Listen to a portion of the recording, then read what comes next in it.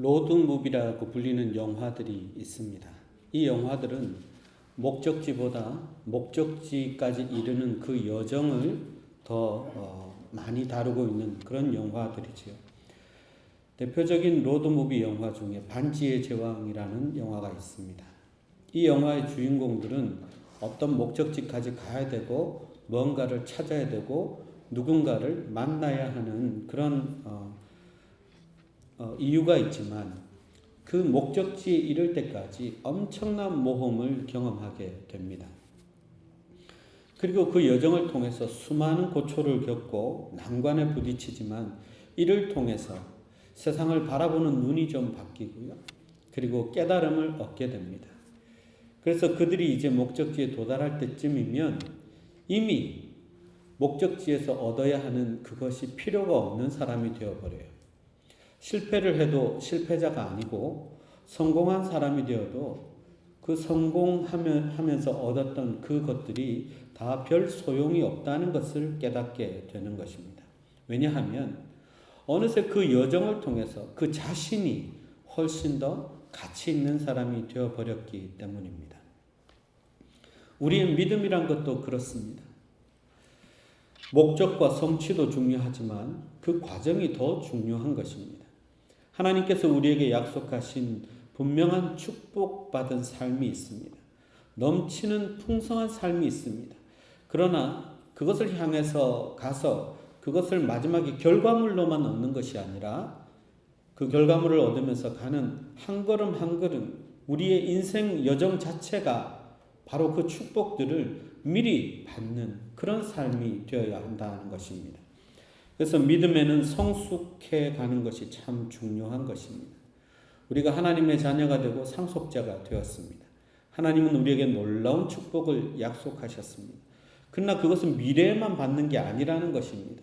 지금 믿음 생활 하는 동안 우리가 경험하고 얻고 누려야 하는 것입니다. 근데 어떤 사람들은 믿음 생활하면서 이 하나님의 축복을 날마다 경험하고 하나님을 즐거워하고 기뻐하는 반면에 어떤 사람들은 아무것도 느끼지 못하고 하나님의 약속도 축복도 항상 남의 이야기처럼 들리는 경우가 있다는 것입니다.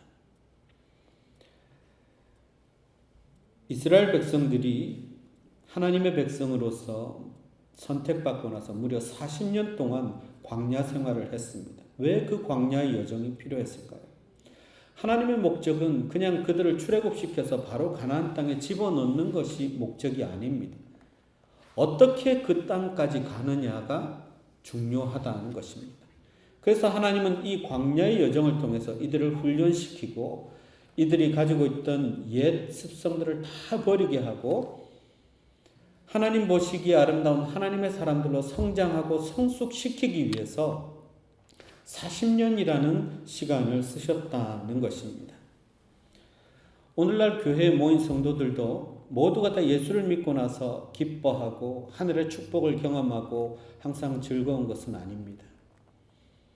그렇다고 해서 그것이 항상 마지막에만 죽고 나서야만 우리에게 주어지는 천국이요 기쁨이 아니라는 이야기입니다. 우리가 살아가는 동안 날마다 경험하고 날마다 누려야 하는 하나님의 축복이자 하나님의 약속입니다.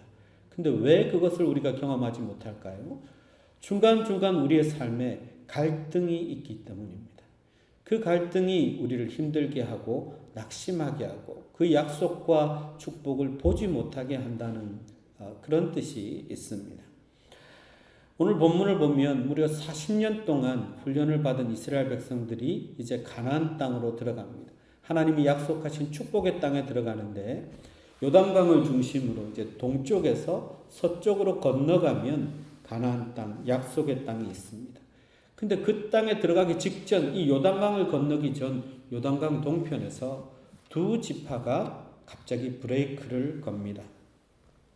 자기들은 건너가지 않고 그냥 여기에 머물겠다는 것입니다. 이 땅을 자기들에게 주면 자기들은 이 땅에서 그냥 정착하겠다는 것입니다. 무려 40년 동안 12지파가 함께 여기까지 왔는데 불과 강만 건너면 바로 하나님의 축복의 땅, 약속의 땅인데 불과 몇 미터를 앞에 두고 이들이 건너가지 않겠다고 합니다. 공동체에 심각한 위기를 가져왔습니다. 모세가 화를 냈습니다. 그리고 그들의 제안에 절대로 동의해 줄 수가 없었습니다. 이스라엘이라는 그 하나님의 백성, 그 공동체가 지금 약속의 땅으로 들어가기 일보 직전에 흔들리고 있는 것입니다. 갈등이 생겼습니다. 위기가 생겼습니다. 어떻게 극복할 수 있을까요?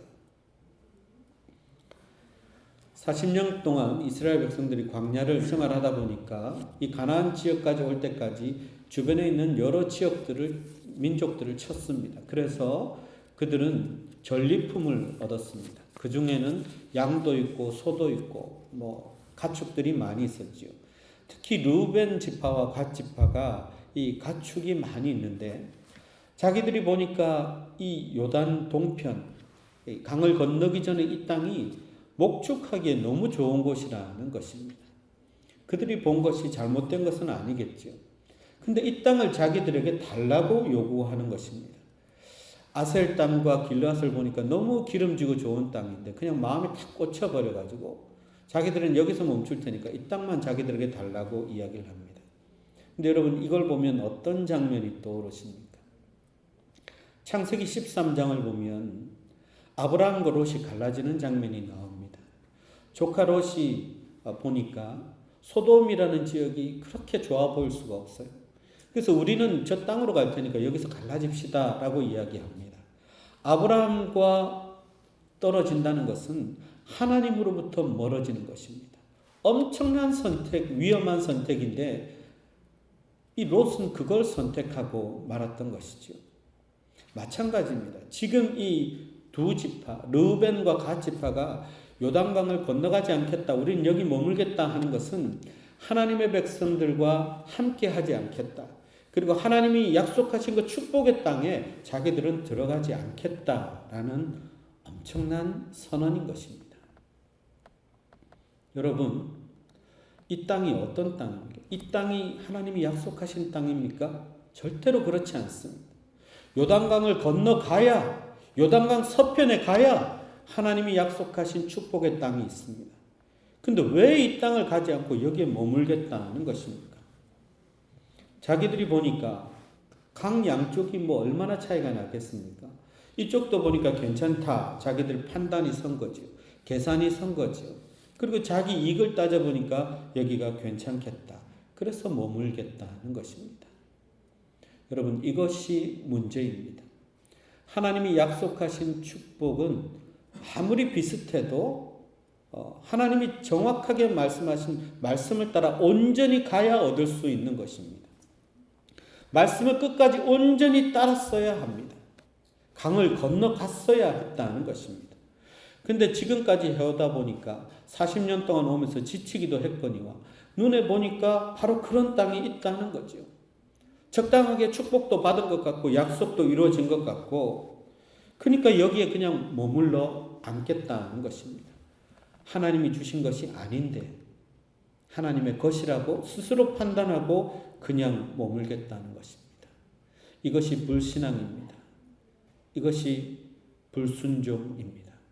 약속의 땅 같지만 진짜가 아닌데 불과 100m를 앞에 두고 그런 노래도 있죠. 근데 여러분 요단강을 가보면 실제로 이 강은 폭이 100m도 되지 않는 곳이 많이 있습니다. 몇십 미터밖에 안 돼요. 그것만 건너면 하나님의 약속의 땅, 축복의 땅인데 그걸 건너가지 않겠다는 것입니다. 그러고 보면 사탄은 참 집요합니다. 40년을 뒤에서 물고 늘어지더니 딱 몇 미터를 앞에 두고 마침내 실족시킵니다. 그게 사탄이 하는 일이지요. 왜 사람들이 여기에 머물려고 할까요?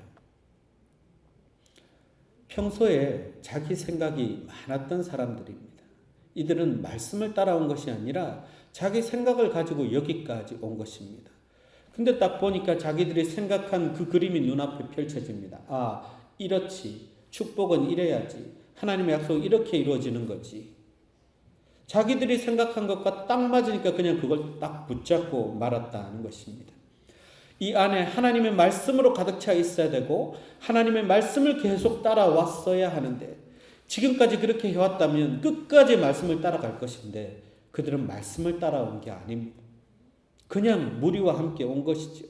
속에는 자기들의 생각으로 꽉 차 있었습니다. 그러니까 자기들의 생각이 딱 보이니까 그대로 선택하고 만 것이죠. 이기적인 생각, 또 현실적인 이익 이런 것들이 다 여기에 포함되어 있습니다. 그런데 이들이 여기서 멈춰버리면 문제가 생깁니다. 이제 이 강을 건너가서 이 가나안 서편 지역도, 요단강 서편 지역도 전쟁을 통해서, 정복 전쟁을 통해서 얻어야 되는 땅인데 누가 싸웁니까? 이들은 전쟁을 하지 않겠다는 것입니다. 자기들은 전쟁에 쏙 빠져서 자기 종족들이 여기 가서 전쟁하고 있는 동안 자기 집 짓고 우리 짓고 자기 가족들 거기다가 다 먹고 살 궁리만 하고 있겠다는 것입니다. 얼마나 이기적인 생각입니까? 자기 생각만 한 거지요. 그런데 모세는 그 이기심만을 지적하지 않습니다. 그보다 더 큰 죄가 있다는 것입니다. 6절 이하를 보면 너희들은 형제들이 싸우러 가는데 너희는 여기 남아있겠다고? 너희가 어찌하여 이스라엘 자손들을 낙심하게 해서 하나님 주신 땅으로 건너갈 수 없게 하느냐? 이렇게 책망합니다. 너희는 지금 형제들을 낙심하게 만드는 죄를 짓고 있다는 것입니다. 이기심이 죄가 아니라 형제들을 낙심하게 하는 죄를 짓고 있다는 것입니다. 12지파가 지금까지 어떻게 왔습니까? 그 역경을 다 헤치고 그 어려움을 다 함께 고락을 같이 하면서 여기까지 왔고 같이 싸웠습니다. 근데 지금 자기들이 차지하겠다는 땅은 자기들만 싸운 땅이 아니라 모든 종족들이 같이 싸운 땅인데 자기들만 갖겠다고 하고 이제는 전쟁에 더 이상 참여하지 않겠다. 이것은 이기심을 떠나서 같이 함께했던 모든 사람들을 힘이 빠지게 하고 낙심하게 만드는 죄라는 것입니다. 그러니까 이게 보통 죄가 아니라는 것이죠. 여러분 함께 교회를 세우거나 같은 비전을 가지고 잘 참고 축복을 향해 가던 사람들 중에 중간에 현실과 타협하거나 혹은 이기적인 생각에 빠져서 공동체를 버리는 사람이 있을 수 있습니다. 그런데 하나님은 그것이 남은 사람들을 낙심하게 하는 죄라고 이야기하십니다. 모세의 지적은 더 구체적입니다. 14절을 보면 너희는 조상의 대를 이어 일어난 죄인의 무리다. 그렇게 이야기합니다. 그래서 이스라엘을 향하신 여호와의 노를 더욱 심하게 만들었다. 그렇게 이야기합니다. 조상의 대를 이어 일어난 죄의 무리. 이건 무슨 말일까요? 모세가 예를 든 것은 바로 40년 전의 그 사건을 이야기합니다. 이스라엘 백성들이 출애굽해서 10하루 만에 가나안 땅을 바라보게 되었어요. 그렇게 들어가면 되는 것입니다. 근데 가데스 바네에서 정탐꾼을 보냈더니 12명이 가나안을 보고 돌아와서 한다는 말이 그 중에 10명이 아주 부정적인 이야기를 합니다. 우리가 가보니까 그 사람들은 전부 안악 자손이어서 강대하고 떡대가 정말 마동석 같고 그렇게 얘기했겠죠. 그렇게 엄청난 사람들이고 우리는 누가 봐도 메뚜기 같은 존재다. 그렇게 이야기를 했어요. 그러니까 이 말이 사람들에게 쭉 퍼지면서 온 이스라엘 백성이 낙심하게 되었습니다. 낙심이 쫙 퍼져버려가지고 아이고 우리는 어떡하지? 왜 우리를 애굽에서 꺼내가지고 여기 와서 죽게 만들지? 그러면서 모든 백성들이 그냥 낙심하게 되어버렸습니다. 하나님은 이것을 보면서 불신앙에 빠진 이스라엘 백성들을 보고 굉장히 진노하셨습니다. 그래서 이스라엘 그 정탐꾼들이 정탐해온 40일을 하루를 1년으로 계산해서 40년을 광야를 헤매게 하셨습니다. 뿐만 아니라 20세 이상으로 애굽에서 나왔던 사람들 중에 한 사람도 가나안에 들어가지 못하도록 하셨습니다. 예외가 있었죠. 다른 보고를 했던 딱 두 사람 정탐꾼 여호수아와 갈렙입니다. 여호수아 갈렙도 여전히 똑같은 현실을 봤습니다. 정확하게 봤어요. 근데 달랐어요.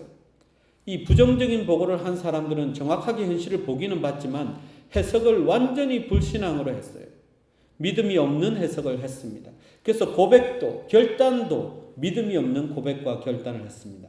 하지만 여호수아와 갈렙은 똑같은 현실을 보았지만 해석을 다르게 했습니다. 믿음으로 해석한 것이죠. 그리고 믿음으로 고백했습니다. 아니다. 하나님과 함께하면 우리는 저들을 이길 수 있다. 하나님이 우리 손에 붙이시면 그들은 우리의 밥이다. 올라갈 수 있다. 가자. 이렇게 믿음으로 해석하고 믿음으로 보고했던 여호수아와 갈렙, 그들을 하나님은 기쁘게 보시고 오늘 성경 말씀을 통해서도 그렇게 얘기하죠. 여호수아와 갈렙만이 하나님을 온전히 따랐다. 하나님을 끝까지 온전히 따라간 것입니다. 그러니까 믿음의 고백, 불신앙이 아니라 믿음의 고백을 할 수 있는 것입니다. 하나님을 따르면 온전히 끝까지 따라야 합니다.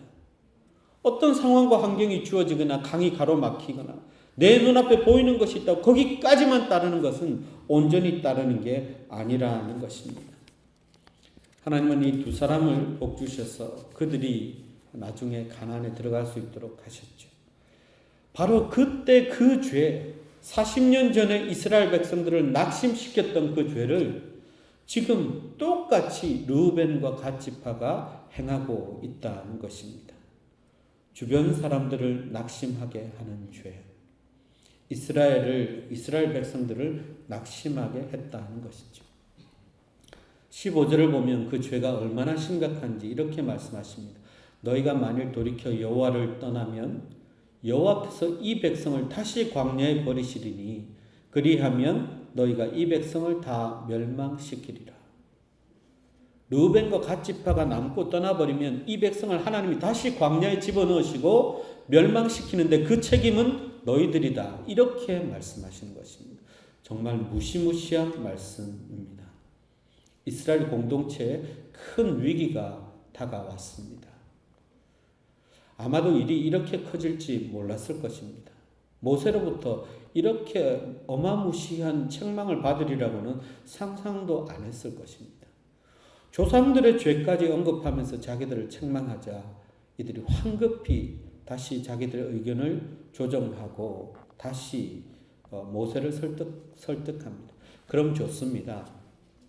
우리가 이곳에 가축 우리를 짓고 우리의 짐승들을 여기 머물게 하고 그리고 주변에 여러 민족이 있으니까 성읍을 지어서 아내들과 아이들은 여기 남겨두고 우리는 요단강을 건너겠습니다. 그냥 건너는 게 아니라 제일 앞장서서 열심히 싸우겠습니다. 그리고 거기 가서 얻는 땅은 우리가 전혀 관여하지 않겠습니다. 우리는 이 땅으로 만족합니다. 모세는 이 제안을 받아들였습니다. 단 너희들이 만약 이것을 지키지 않으면 큰 화를 당할 것이라고 그렇게 당부했습니다. 이 두 지파는 하마터면 조상들의 죄까지 다 뒤집어쓰고 공동체를 깨뜨린 죄까지 다 뒤집었을 뻔했습니다. 그 직전에 아주 대단한 결단을 한 것이죠.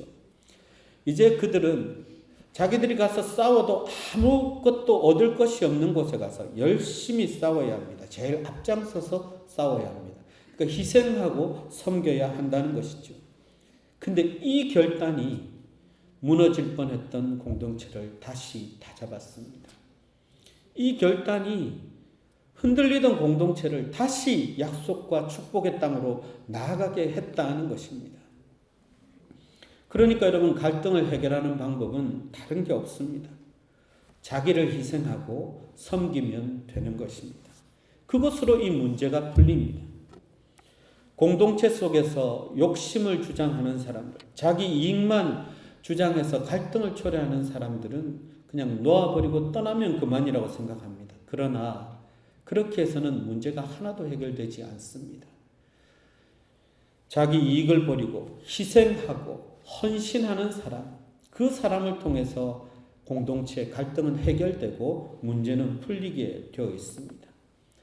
하나님의 지적을 겸허히 받아들이고 르우벤 지파와 갓 지파가 자기 생각을 내려놓고 공동체를 위해 헌신하기로 다짐하고 제일 앞장서서 섬겼기 때문에 이 문제는 해결되었다는 것입니다. 갈등이 풀리는 것은 그렇게 풀립니다. 여러분 갈등이라는 단어는 한자어입니다. 그리고 그 어원을 보면 칡넝쿨들이 이렇게 막 엮여 있는 거 이게 갈등이에요. 근데 만약에 이 넝쿨들이 살아서 자기가 풀어보겠다고 움직이면 움직일수록 이것은 더 꼬이게 됩니다. 그런데 자기를 내려놓고 힘을 쭉 빼버리면 이 갈등은 풀리게 되어 있습니다. 해결되게 되어 있습니다. 모세는 이 일을 그냥 자기만 그들의 결심을 듣는 것으로 끝내지 않고 여호수아와 그리고 여호수아를 도울 제사장 엘르아살 그리고 지파장들에게 명령합니다. 부탁합니다. 뭐라고 이야기하냐면 장차 요단강 서편에 가서 전쟁이 끝나고 나면 이들에게 요단 동편에 있는 땅 길르앗 땅을 주어라 라고 이야기합니다. 왜 모세가 이런 얘기를 하죠? 자기가 직접 하면 되는데 모세는 자기가 직접 할 수 없는 것을 압니다. 하나님이 허락하신 사역은 이 백성들을 들여보내는 것이지 가나안 땅으로 들여보내는 것이 자기가 함께 할 수 없다는 것을 이미 알고 있습니다. 하나님의 사역자들은 하나님이 허락하시는 까지만 일하는 것이죠. 비록 40년 동안 그 모진 수모를 겪으면서 이스라엘 백성을 여기까지 끌고 왔다 할지라도 하나님이 보여주시기만 하고 넣지 그것을 밟지 못하게 한다 할지라도 거기까지 최선을 다합니다. 그게 모세입니다. 모세 역시 자기의 이익과 자기 생각을 다 내려놓고 끝까지 헌신했습니다. 희생하고 섬긴 것입니다. 요단 동편을 요단 서편을 바라보기만 하고 그냥 요단강 동편에서 죽습니다. 그게 사역자의 삶입니다. 여러분 하나님의 뜻대로 세워진 공동체고 하나님의 교회지만 오늘날의 교회들도 본의 아니게 갈등을 겪을 때가 있습니다. 초대교회 역시 갈등이 있었죠. 모두가 다 하나님을 사랑한다고 이야기합니다. 그리고 자신들이 생각하는 교회를 위한 생각이 다 다릅니다. 그러다 보면 갈등이 생기고 그 갈등이 더 꼬여버리기도 합니다. 그리고 그 중에는 아주 이기적인 생각을 하는 사람들도 있겠죠. 자신만 생각하고 자기 이익만 주장하고 자기 주장만 관철시키려는 사람들도 있습니다. 그러다 보면 공동체에 갈등이 생깁니다. 누군가는 주저앉기도 하고 떠나기도 하죠. 그리고 그걸 바라보는 모든 사람들은 아파하기도 합니다.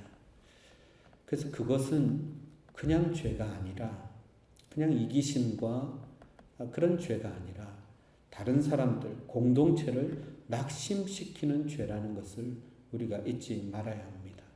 또 그런 것을 반복하는 경우도 있습니다. 과거에 그렇게 해서 어려움을 한참 겪었는데 또 그걸 반복하고 또 반복한다는 거죠. 그래서 그것은 끊어버려야 하는 것입니다. 아주 이상적인 교회도 이런 과정을 겪을 때가 많이 있습니다. 갈등을 해결하는 방법은 무엇입니까? 우리의 이기심이 교회를 어렵게 할 수도 있음을 알고 그냥 내려놓는 것입니다. 그리고 먼저 희생하는 것입니다. 하나님의 교회를 위해 헌신하는 사람이 되는 것입니다. 그러면 갈등이 다 해결되게 되어 있습니다. 지금은 은퇴한 축구선수 중에 이영표 선수가 있습니다. 그의 최근 인터뷰를 제가 보았는데요. 싹스업이라는 사회적 기업을 만들어서 불우한 이웃, 어려운 형편에 있는 청소년들을 돕는 그런 기업을 지금 이끌고 있습니다. 참 신실한 그리스도인인데 이 싹스업이 무슨 뜻이냐면 축구 선수들이 다치거나 넘어졌을 때 다시 일어나서 열심히 뛰어야 되겠다고 하면서 이렇게 양말을 이렇게 쫙 끌어올리는 것, 그걸 뜻한다고 합니다. 사회에서 그런 존재가 되겠다는 뜻인데요. 이 이영표 선수가 이런 사업을 하게 되기까지 그의 삶을 돌아보면 참 재미있습니다. 초등학교 4학년 때 축구 선수가 되었는데 그는 주인공이 되고 싶었대요. 골을 넣을 때마다 사람들이 박수치고 환호하고 그 이름을 연호하는 그 주인공이 되고 싶었대요. 그런데 감독들은 다르더라는 것이죠. 축구 경기를 마치고 벤치로 돌아오면 감독은 그 중에 제일 헌신한 선수를 골을 양보하고 패스를 잘 해준 선수를 감독이 안아준다는 것입니다. 그걸 보고 이 이영표 선수가 깨닫게 된 것은 결정적인 역할을 하는 스타 플레이어는 한두 명이 있습니다. 그런 선수가 있으면 한두 경기는 이길 수 있지만 리그 전체를 우승할 수 있는 팀이 되려면 그 팀에는 헌신하는 선수가 많아야 된다는 것입니다. 헌신하는 선수가 많으면 그 팀이 결국 우승한다는 것을 자기는 분명히 배웠다는 것이죠. 골 넣는 사람은 한두 명이니까 그거는 몇 사람밖에 못합니다. 그런데 헌신하는 것은 매 경기마다 어느 선수든지 할 수 있습니다. 그렇지 않습니까? 헌신할 수 있는 것은 마음만 있으면 헌신할 수 있습니다. 재능이 문제가 아니에요. 헌신할 수 있는 기회는 누구에게나 다 열려 있습니다. 최근에 한 방송사에서 영국을 찾아가서 이영표 선수가 뛰었던 그 지역에 가서 여러 사람들에게 인터뷰를 해보니까 그들이 기억하는 이영표 선수는 이런 선수였습니다. 그는 하루 종일 뛸 수 있는 선수 같았다. 항상 달리고 공격하는 선수였다. 믿을만하고 꾸준하며 탄탄한 사람이었다. 100% 헌신해서 보기에 즐거운 축구를 했다. 100% 헌신한 선수였다는 것이죠. 그런데 이 이영표 선수도 굉장히 고통스러운 시간들을 견뎌왔습니다. 특히 축구 선수로서 한창 주가를 날릴 때 영국 프리미어리그 토트넘이라는 팀에서 뛰고 있을 때인데요. 이때는 경기만 하면 한국, 중국, 영국, 일본, 독일, 아프리카 할 것 없이 모든 나라에서 모든 언론에서 그의 평점을 매겼습니다. 잘 뛰었으면 10점, 잘 못 뛰면 2점. 그러니까 날마다 이걸 받아보는 거예요. 그러니까 마음에 계속 압박감이 오는 거예요. 어제는 그렇게 자기를 칭찬하던 사람들이 순식간에 자기를 비난하는 사람들로 다 돌아가 버리고, 그러니까 이 압박감이 점점 몰려옵니다. 세계 최고의 리그에서 최고의 팀에서 뛰고 있는데 꿈꾸던 것을 이루었는데 정작 그 자리에 가서는 아무것도 누릴 수가 없고 마음에 압박감만 오더라는 것이죠. 이 압박이 얼마나 심했으면 차를 타고 경기장으로 가면서 이 버스가 굴러서 팔이 부러지면 좋겠다, 이런 생각까지 한 적이 있대요. 자기가 어느 순간 자기를 보니까 이건 아니다 싶어서 이 고통에서 벗어날 수 있는 방법이 뭘까라고 생각하다 보니까 결국 내가 더 인정받으려고 하니까 고통만 늘어간다는 것을 알게 됐어요. 그냥 팀에 더 헌신하는 선수가 되자, 이렇게 마음을 고쳐 먹었다는 것이죠. 근데 놀랍게도 그렇게 했더니 고통에서 빠져나올 수 있었다고 합니다. 뿐만 아니라 매 경기마다 자기는 헌신적으로 뛰니까 헌신할 때 찾아오는 기쁨은 다른 사람들에게 각광을 받고 박수 받을 때 그 기쁨보다 훨씬 더 크고 훨씬 더 자주 오고 훨씬 더 꾸준하게 자기를 기쁘게 했다는 것입니다. 여러분, 헌신하는 기쁨이 각광받는 기쁨, 주목받는 기쁨보다 훨씬 더 큰 것입니다. 그가 존경하는 선수가 놀랍게도 같이 뛰었던 친구 박지성 선수라고 하죠. 왜냐고 물었더니 자기보다 더 헌신적인 선수래요. 그렇게 뛰는 선수가 없대요. 여러분, 인정받고 높아지려 하지 말고 헌신하는 사람이 되어야 합니다. 헌신하는 사람이 공동체를 살립니다. 재능이 없어도 능력이 없어도 헌신은 할 수 있습니다. 우리 인생의 감독이신 하나님은 그런 성도들을 칭찬하십니다. 여러분, 요단강만 건너면 되는데 그 앞에서 위기가 찾아오죠. 그것이 인생입니다. 그것도 옛날에 한번 넘어졌던 것처럼 또 낙심이 찾아오기도 합니다. 그것이 걸림돌입니다. 그러나 그 걸림돌도 딛고 넘어가면 디딤돌이 될 수 있습니다. 헌신하면 됩니다. 자기를 내려놓고 공동체를 위해서 희생하기로 결정하면 됩니다. 낙심도 바이러스고 기쁨도 바이러스입니다. 낙심을 퍼뜨리면 그 낙심이 쭉 퍼져가고 기쁨을 퍼뜨리면 기쁨이 쭉 퍼져갑니다. 헌신하는 사람들에게는 낙심이 오지 않습니다. 기쁨이 옵니다. 그래서 그 기쁨을 주변 사람들에게까지 계속해서 퍼뜨릴 수 있습니다. 여러분, 우리가 그런 사람이 되어야 하지 않겠습니까? 기어이 하나님이 약속하신 약속의 땅, 축복의 땅까지 온전히 말씀 따라가는 사람이 되어야 하지 않겠습니까? 지금까지 함께 우리가 여기까지 왔는데 앞으로도 함께 영적 전쟁을 치르고 함께 승리를 나눠야 하지 않겠습니까? 그렇다면 우리 모두가 헌신해야 합니다. 하나님은 기어이 우리를 약속의 땅, 축복의 땅으로 인도하여 주시리라고 믿습니다. 기도하겠습니다. 하나님, 우리가 낙심을 퍼뜨리는 사람이 되지 않고 기쁨을 퍼뜨리는 사람이 되도록 축복하여 주옵소서. 자기 이익과 자기 주장을 내세우는 사람보다 헌신하는 사람이 되게 하셔서 항상 기쁘고 즐거워하게 하시며 갈등을 풀어가는 사람이 되게 하여 주옵소서. 그래서 우리 교회가 약속의 땅, 축복의 자리까지 한 사람도 낙오하지 않고 함께 갈 수 있는 축복을 허락하여 주옵소서. 예수님의 이름으로 기도하옵나이다.